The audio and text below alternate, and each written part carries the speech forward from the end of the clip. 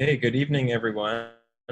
This is Nick Troiano calling in from Washington, D.C., where there's a great conference going on these next couple of days about the state of U.S. democracy that our partners at Stand Up Republic are hosting. And tonight, we're excited for our February monthly call with all of our founding members around the country. Our special guest speaker this month is Representative Knopp, who's a Republican state representative in Alaska and part of a quite exciting multi-partisan governing coalition. So he's here to tell us all about how that came to be and how that's going. But first, I wanted to begin with a thank you for all of you for taking the time to be here and your continued support of Unite America, and also with a few updates. As you all know, what brings us all together every month in this growing movement is a commitment to bridging the partisan divide, which seems to only be growing by the day, and to put a new vision out there into the world of what else can be possible. And one of the things I found really inspiring this week was a column by David Brooks in the New York Times. I'm not sure if others have read it or shared it, but we just tweeted it out from the Unite America Twitter handle. So twitter.com/Unite America if you want to read it and share it with your friends and followers. But I want to read a little bit from it because it was inspiring to me and maybe to you as well. What Brooks wrote was that the problem with today's left-wing and right-wing ideas is that they're both based on a scarcity mindset. They're based on us versus them, friend and enemy, politics is war, life is conflict. And they're based on the fantasy that the other half of America can be conquered, and when it disappears, we can get everything we want. And for a lot of us on the call, and for Brooks as a columnist, he writes that we reject those two ideas. A lot of us don't want to live in a war society, whether it's tribal or a class war. What's the problem facing America today, he asks? It's division.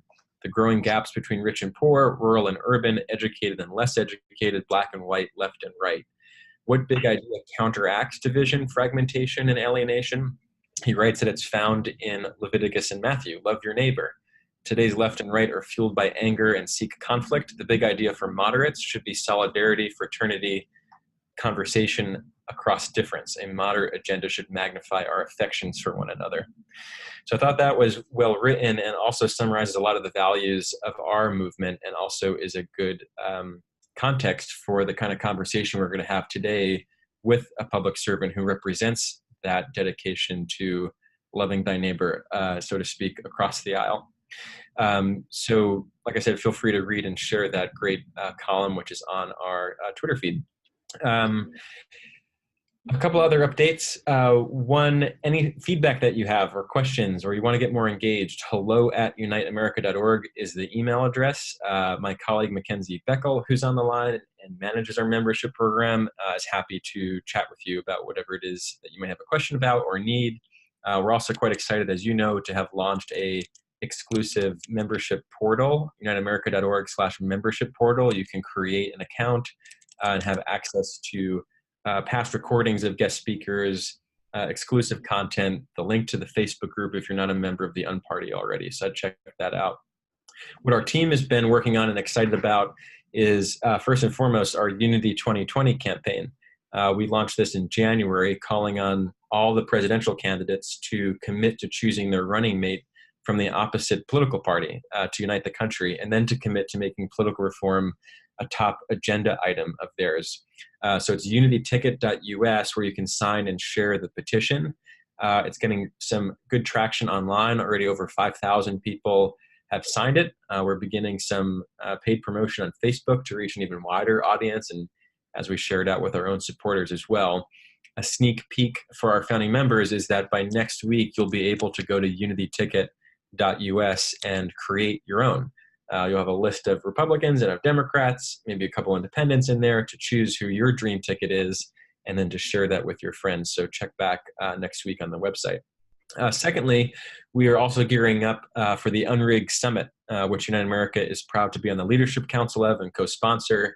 This is the largest annual gathering of reform activists and leaders in the country. It's going to take place in Nashville, March 29th through 31st. If you plan to be there or have any questions about that, let us know at hello@uniteamerica.org. We're going to have a special meetup for all the Uniters who are going to be at that summit. And then finally, we're putting the finishing touches on our 2018 debrief report, which is going to look at and analyze all of the campaigns that independent candidates ran to see what we can learn from them, reflect on the outcomes, and also make recommendations for the independent movement going into the future. And on the flip side of that, we're also going to be rolling out more details regarding our 2020 strategy. So on our membership call in March, our guest speakers are going to be our new co-chair, Sean Rieksecker of United America, who's one of the early members of our founder circle and runs a great technology company in Chicago, and Toby McGrath, who's our new national political director and most recently managed Angus King's successful independent Senate campaign in Maine. So we'll be talking through what exactly is our electoral strategy for 2020. To give you a little preview of it, it is likely going to involve supporting not just independent candidates, but also independent-minded Democrats and Republicans. And that's what makes tonight's call so meaningful, because one of the people out there who so exemplifies how you can be a Democrat or Republican and still be independent in your leadership is Representative Gary Knopp. So with that, I'm not sure if Jason Gren, if you're still on the line, but I might want to turn over to you if you're okay with it to give a short introduction to our friend Gary. Jason was a member of the state legislature in Alaska last year. He was the first candidate for the Boston Hour race in the last election. I'm proud to work with as our national caucus director. We'll have more to say about that next month. But Jason was one of the folks who helped connect us with Gary, and also had a front row seat to what unfolded in Alaska politics. So Jason, if you're with us, would love to hear from you, and then we'll turn it over to Gary. Oh, and you might have to press *6 if you're muted to unmute yourself.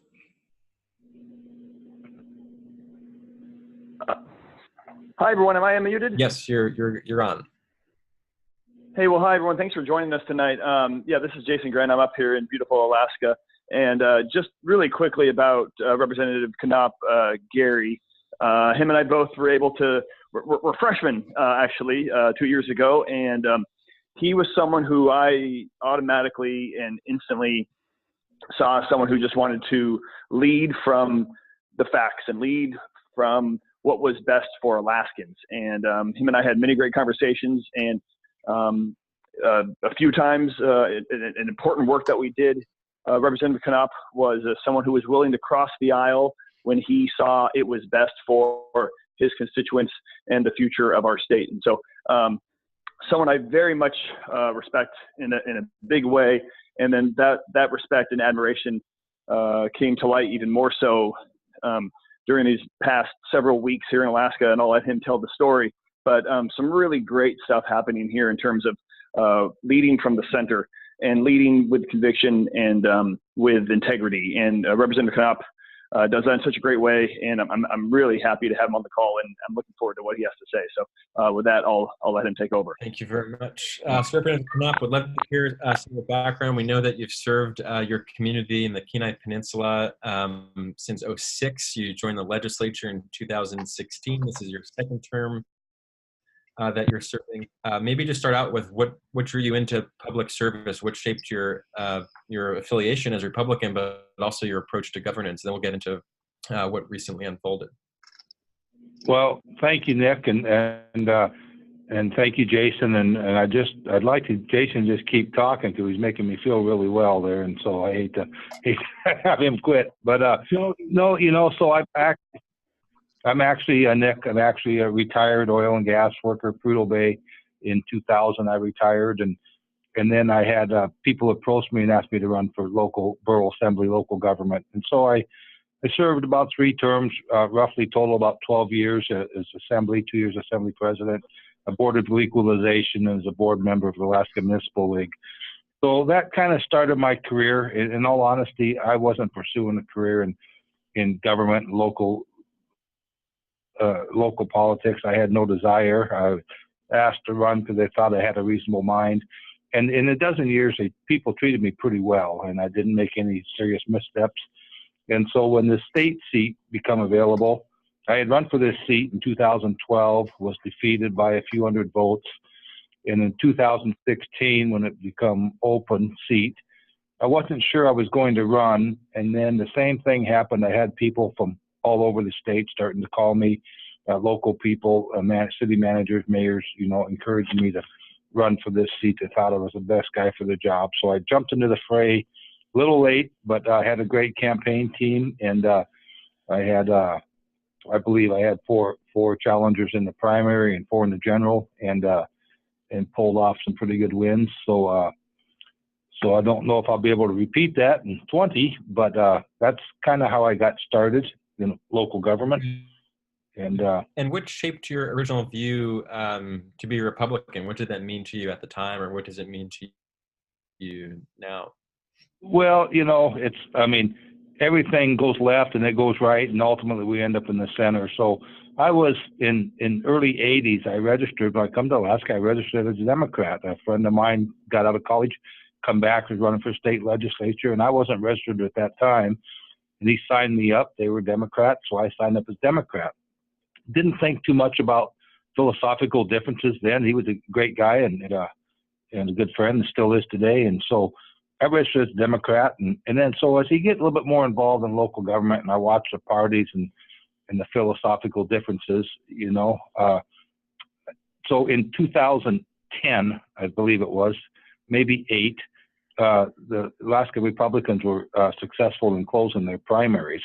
So up until that time, I've always voted the issues and the candidates of my choice. We could open ballots, we could vote who we wanted to, and I've always done that very independently. In 2010, I had to make a choice because they closed the primary ballots. So I had to take a choice, and I chose the Republicans because at that time I found myself aligning with their platform philosophically a little closer than I did to the Democrat side.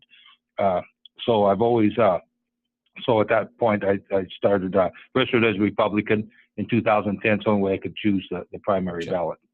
And what was your experience? So you ran a 4-person primary, you got, I think, 44% of the vote, went on to win the general election in what I assume is a pretty Republican district.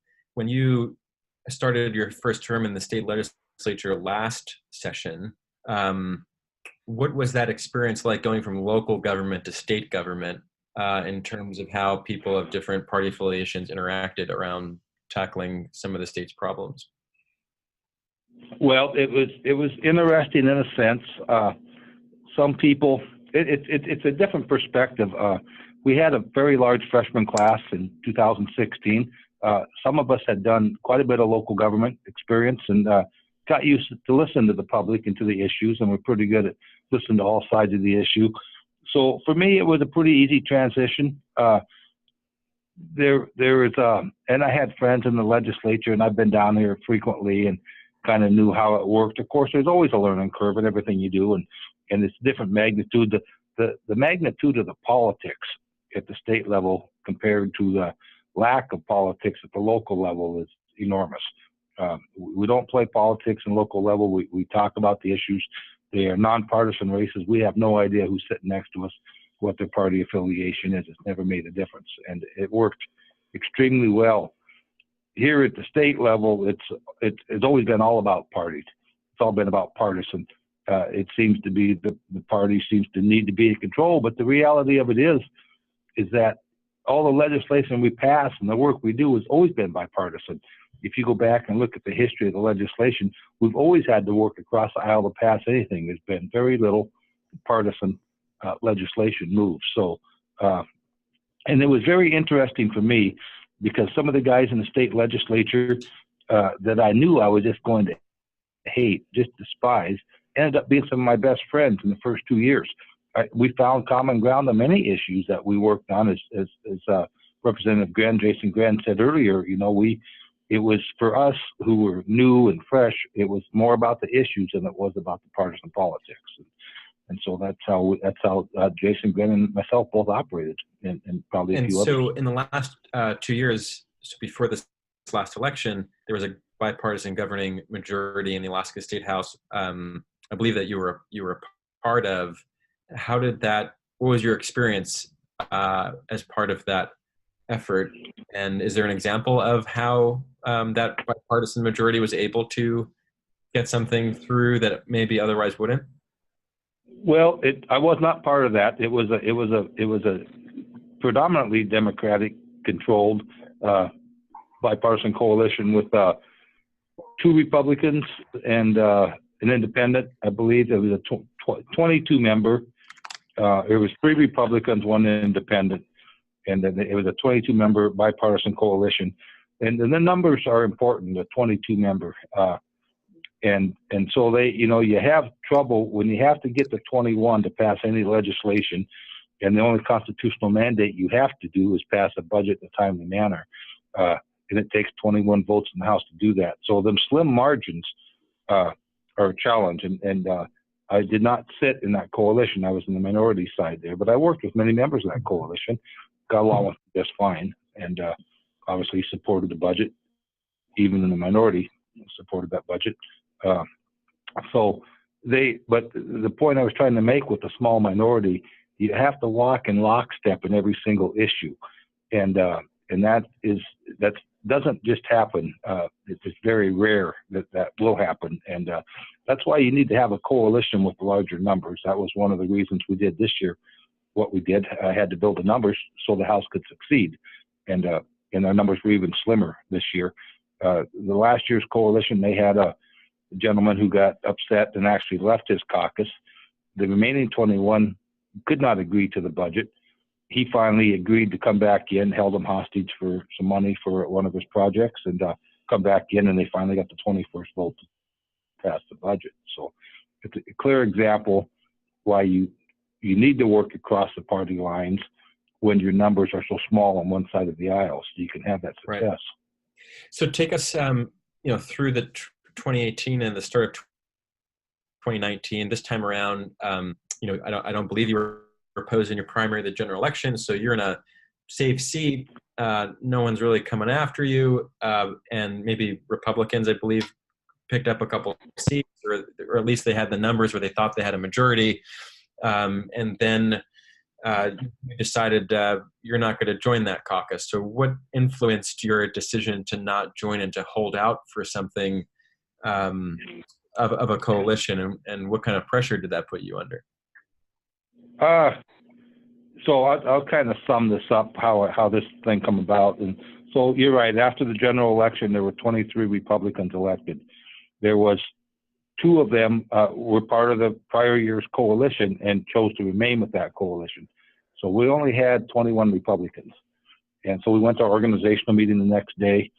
And when you get in that organizational meeting, and we have one member who likes to be a conservative martyr, and he's last session he was 79, no votes, all by himself, only man in history, state's history that's ever done that. So he's not a gentleman that you could count on when it comes down to the budget vote and other things. You never know where he was going to be at. He's not one you can count out, and that weakened us.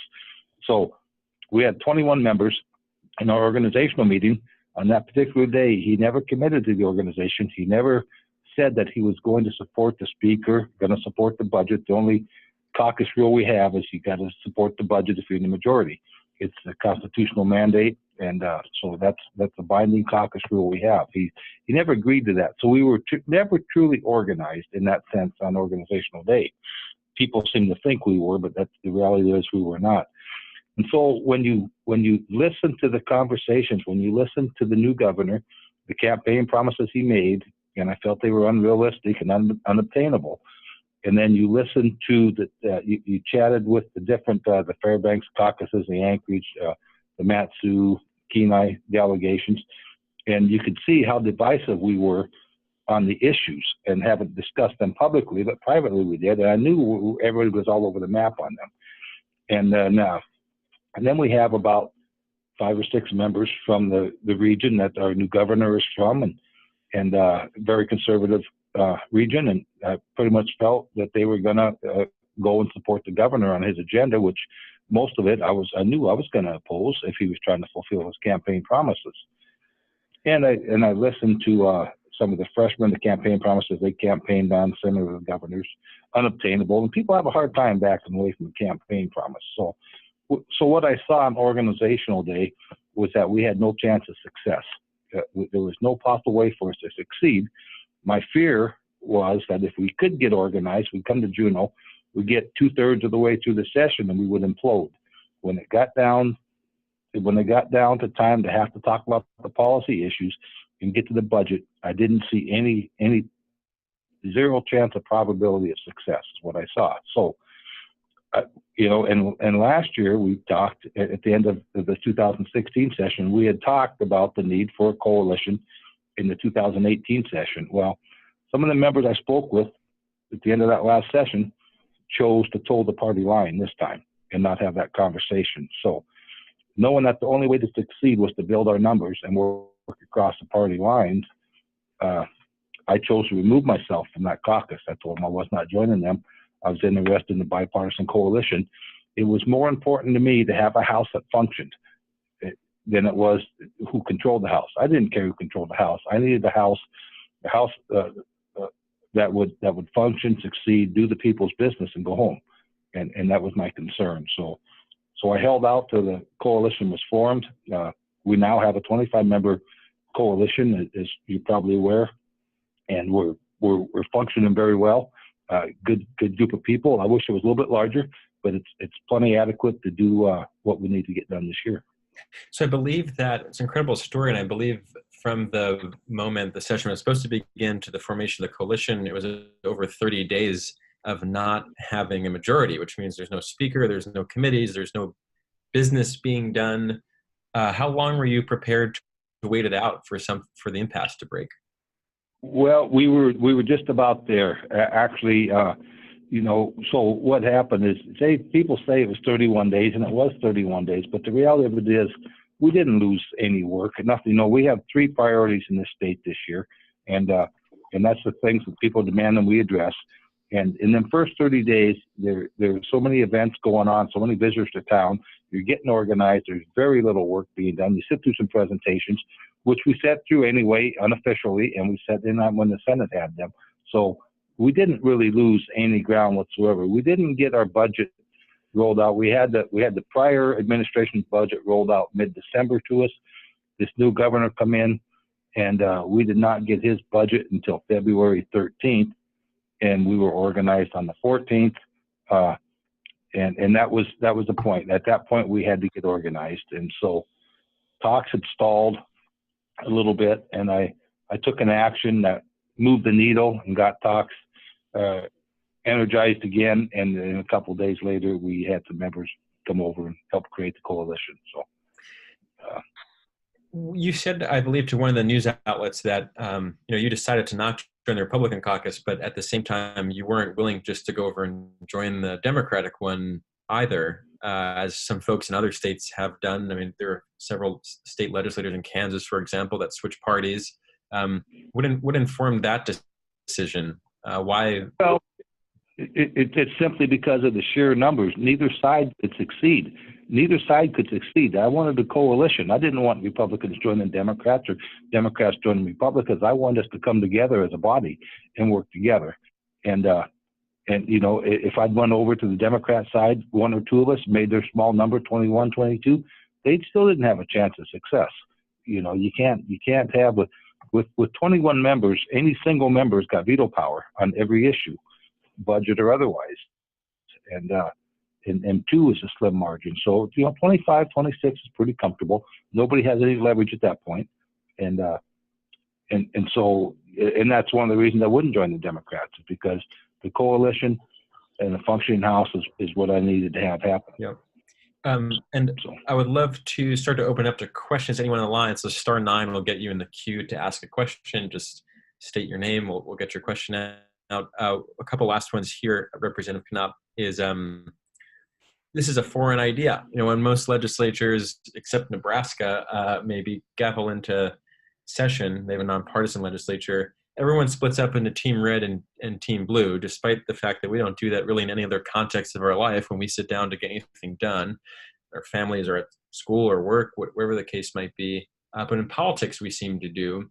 And some people might defend that by saying, well, both parties have different philosophies, and voters voted for one party for a reason and not the other party for another reason. Why do you think this can work to actually form a cohesive, coherent majority with people who are from parties that have grown quite far apart? Well, I think it works because there's a balance in everything we do, and there's common ground with everybody you associate with. Somewhere along the line, regardless of party affiliation, you will find common ground with everybody on something. And it makes a better body. It makes better legislation. It makes better discussion, better debate. You've seen over time, even though they're not partisan, but you've seen self-appointed boards and commissions who self-appoint, but they appoint like-minded people, and occasionally you'll have a devil's advocate in there, but usually you get a bunch of go along to get along type of guys, and the reason they like that is because you can kind of get something done, but it doesn't generate great debate when you have an opposing view. And so, it just, like I said, there's common ground with all these folks. I learned that in the first 2 years. People I thought I was never going to like, we worked together on issues in my first session down here, and I just knew going forward it was the only way we were going to succeed this year. Okay, we'll go to our first question. So the first one, the queue phone number 4447. If you wouldn't mind saying your name, where you're from. Hi, this is Neil Simon. Hi, Gary. Hi, Nick. Hey, Neil. First of all, Gary, it's a breath of fresh air to hear you speak, and I'm sure a lot of other people on the call feel the same way. And you remind me of Governor Walker, who a number of us have had a chance to meet. Just the way you're putting the citizens of your state and the country ahead of any partisan interest. So thank you for doing that. I ran for the United States Senate, and I was trying to do somewhat what you've done in the Alaska legislature, form a fulcrum and bring some moderation. So I'm curious, last session, it sounds like there was a similar caucus that was formed, bipartisan caucus, but you chose not to participate in that. I'm just curious why that was. I'm not sure, Neil, why that was. I mean, they're great friends. I've known them all for a long time, even before. I guess maybe at that point I didn't see the benefit. Maybe unsure. First term, I stayed with the party. But I think, Neil, I think sitting in the minority that year in the party, where I really got to see the effects of the partisanship, and the detriment to the partisanship, and for no good reason. I did not like it. And what I felt was those in the minority didn't really have a voice, and you didn't have a chance to represent the people who put you there.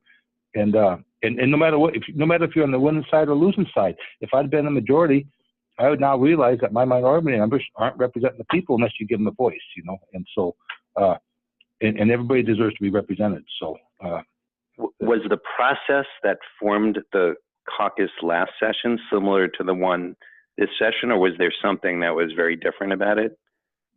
Very, very different. Very different, Neil. We've had the same Republicans who controlled the state house in Alaska for roughly 20 years. And, and everything has changed. We're in unprecedented times here. For many, many years, all our legislatures have had to talk about is how to divide up the money, how to spend it, because we were pretty wealthy, healthy state. Times have changed. Our revenues have fallen. It took immediate crash, and we've spent years spending down savings. And so now our discussions are different. Now we've got to talk about fiscal policy and some restraint. And the hard choices is, to cut back on some of the spending we've done.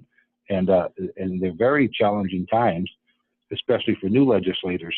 But this is where we're going with our state right now. Them old days are gone. I hope people realize that and realize we're moving forward. It's rocky right now. It will get smoother, but it's necessary what we're doing right now. And I want to say that, Neil, you talked about running for U.S. Congress. What I did this year, you only get to do this when there's an opportunity to do so. And the sheer numbers of being 21 and 19 presented that opportunity, because I knew without building them numbers in our coalition that neither side could succeed. Had they been, 24 and 16 or 25 and 15, I wouldn't have had that opportunity. I would have never got away doing what I did. So the opportunity presented itself this year. It was the only path I saw to success, and the opportunity was there. So I felt like I was on a train that was going to crash as I'd stayed with Republican caucus, and I just couldn't my conscience wouldn't let me do that, and I just had to do what I thought was best for us. So. Thanks for the question, Neil. We'll go over to video. Bronwyn, would love to have you introduce yourself and ask your question. Sure. Hi, Gary. Thank you so much for coming on and chatting with us. My question related to just kind of the institutional dynamics in the Alaskan House. From my understanding, you have about 40 members in the House of Representatives, which I think is quite a lot less than many other states have. I know in Washington, where I'm from, we've got nearly 100 representatives. And so I'm curious if you think that this dynamic affected your ability to organize a coalition that is bipartisan, or if you think that that would be harder to achieve in other places. Thanks. I don't know the answer to that. I mean, I think we are actually 40 members in the House. It's probably one of the smallest in our states as far as representatives. You mentioned Washington. I think Montana has 100 members. I think it's probably the largest that I'm aware of. It's a small population. Partisan politics is the norm up here. And it's interesting because most of our voters are registered, undeclared, or nonpartisan. The bulk of our voters, in my district, I have almost 60% on nonpartisan, undeclared, 32% Republican. So I can't truthfully answer your question. I don't know. Yeah. Cool, thanks. It was just something I was curious about. Thank you. So if anyone else has a question, if you're on video, you can press the raise your hand button. Otherwise, if you're on the line, press *9. That'll get you into the queue. Representative Knopp, one question here. We usually talk to independent candidates, independent legislators. You're behaving as an independent, in fact, maybe more so than some other independents that we've seen in state or federal office. Why continue being a Republican?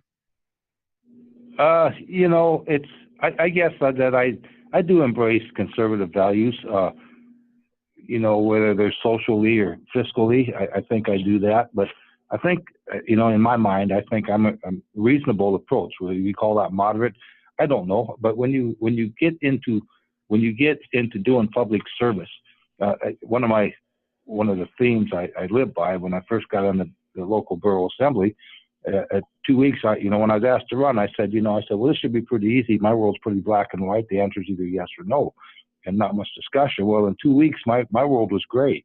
I didn't know there was so many ways to look at a situation or an issue and the debate. And and you'll realize that everybody has got a valuable opinion on something, and you make the best decision you can. So why I continue to remain Republican, it may be at this point in my life, I'll remain Republican because I think my party's been hijacked by the very far right, and I'm completely unhappy with where my party in this state has went. And if I can steer it back towards the middle, that may be one of the reasons I'll stay Republican for now. Excellent. Lena, did you have a question that you might want to ask live? Sure. Hi, this is Lena Ng from Wisconsin. Thank you so much for what you're doing in Alaska. We are really excited about the possibilities that it might have across the country in terms of any trickle effect. But my question is, how is the leadership of this new multi-partisan group going to work together to best represent the communities that you have? I mean, it is a little bit different. Do you feel like you are better equipped to be able to do this? Yeah. Mm-hmm. Well, thanks for that question, because absolutely I do. When I looked at the coalition concept with 40 House members, I said to myself, who's the best out of 40 guys? Who's the best House Speaker we got? and it happened to be Representative Edgman, who was our former House Speaker. You know, he's been in the legislature, I think, 16 years, worked as a staffer, legislator. The last 2 years as Speaker, he was definitely the most qualified guy to hold that job, regardless of his party affiliation. He was there, and then I took a look at you know, one of the things in this coalition concept was this balance of power. We have a 6-man leadership team, which consists of our majority leader, our majority whip, the 2 finance members, co-chairs of capital budget and co-chair operating budget, and then of course the speaker and our rules chair make up our 6 members. Well, fortunately, I think our best members come over and fill them leadership roles, and we've got a great leadership team, and it's our leadership team is diverse, but no matter what their party affiliation is, everybody is doing what they think is in the best interest of Alaska. And all them leaders understand where we're at in our state's history and the changing times we're going through. So it's a great team. It's a great team, very optimistic. They're all gentlemen and ladies, and they work well together, and they're experienced. So yeah, no, I'm really happy and excited about where we ended up with our coalition. So you don't feel that because it's primarily Democratic in terms of where they line up party-wise, that you're still going to be able to have good contributions, or at least, you know, represent the conservative values. Well, you know, that concern has been brought up, but I can tell you that although we have who used to be a Democrat speaker has changed his party affiliation to nonpartisan, and he has truly been an independent most of his life. He's always caucused with the Republicans when they were in control. So that's our speaker, but most of the leadership team is Republican. You know, our majority leader is Republican, our rules chair is Republican, the whip is Republican, and one of the co-chairs of the finance on Capitol Land is Republican. But the other second powerful position is the co-chair of the operating budget, and he is a Democrat, always works with the caucus, but they represent, Alaska is very, very large, and they represent a lot of our native population in rural Alaska. So it's a great blend. It's a great mix. It's a great blend. People from all over the state understand it now. And most, you know, the finance committee is made up pretty evenly split between Republicans, Democrats, and independent on there. Some of the other committees, because we obviously have more Democrats in this coalition than Republicans, some of the other committees are heavily towards the Democrat Party. But you know, we don't know. We're focusing on the 3 issues, you know, and that's crime reform, the budget, and PFD issues this year. So how much legislation the other committees move this year, I don't know. I can tell you that our leadership team and our rules is going to make sure we address some priorities, and everything that moves out of committee and gets there will probably be heard. But the focus will be on our priorities, and that's what the whole leadership team is focused on. Okay. And then, Jim, can I just ask one follow-up question, Nick? Sure. So in terms of, I read the article where you were thinking about doing, when this was all getting started, and it said that you hadn't gotten any negative feedback from the party leaders. I'm curious if there's any updates since that time, if the party leaders are giving you a little bit of grief for what's happening. You know, not the party in themselves, but we have a new party leader who's a great guy. The old party leader is now chief of staff for this new governor. But this new party leader is a great guy, and he's not one to attack their own.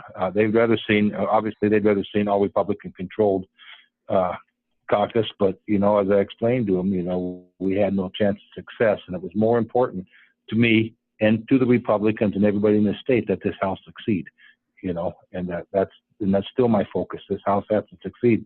When I talk about what I did was to create the opportunity to generate the talks for the coalition. And now we have the coalition, but we're not done. You know, putting it together is one thing. Keep it together is a whole different thing.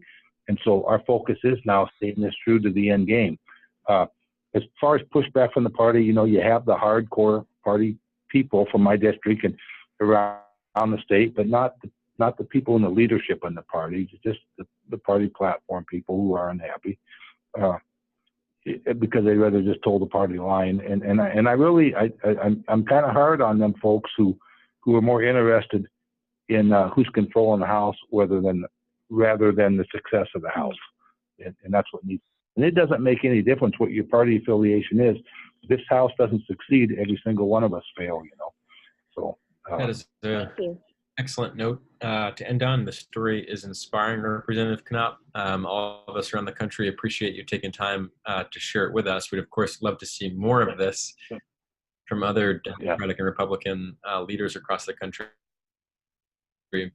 And I think one way we can do that is by making sure other people know about this.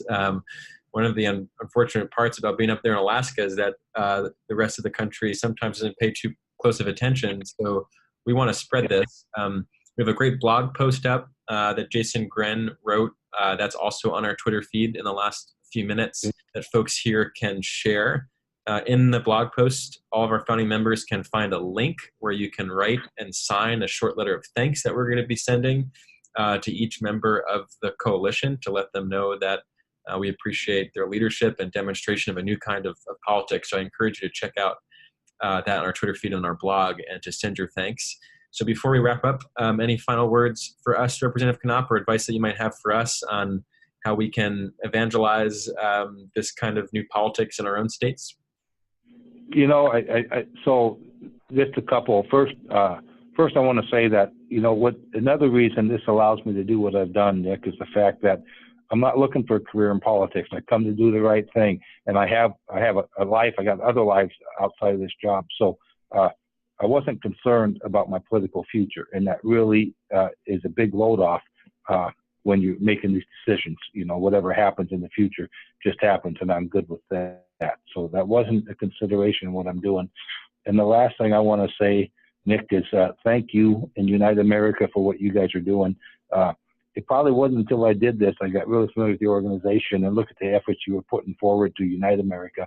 And I wish you the best of luck, and I hope that you're very successful, and appreciate all you guys are doing on the national level to bring us together. Thank you. I appreciate that. And what you said about, I guess one last question I'll sneak in, which is that you just said something about, what will be in the future as far as your political career, and that gives you some flexibility.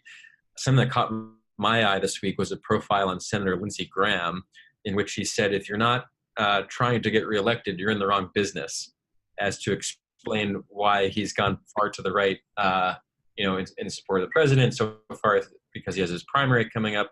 What is your reaction to that statement? If you're not trying to get reelected, you're in the wrong business. Well, I think, there's some merit in the longevity, and there's a lot of experience. There's a lot of merit into being experienced, especially in politics. And so, and nothing happens fast in politics. Nothing should happen fast in politics. It takes a lot of debate to get it right. It's more about getting it right. So pros and cons of that. My conscience drives me.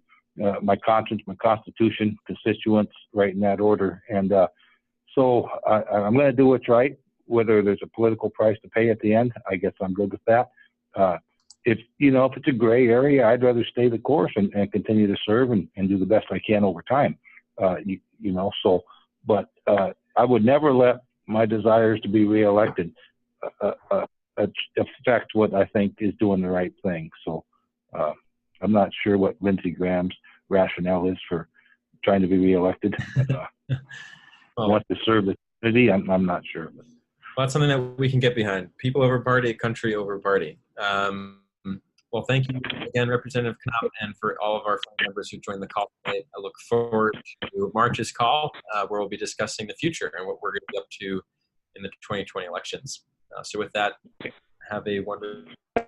Thanks for having me.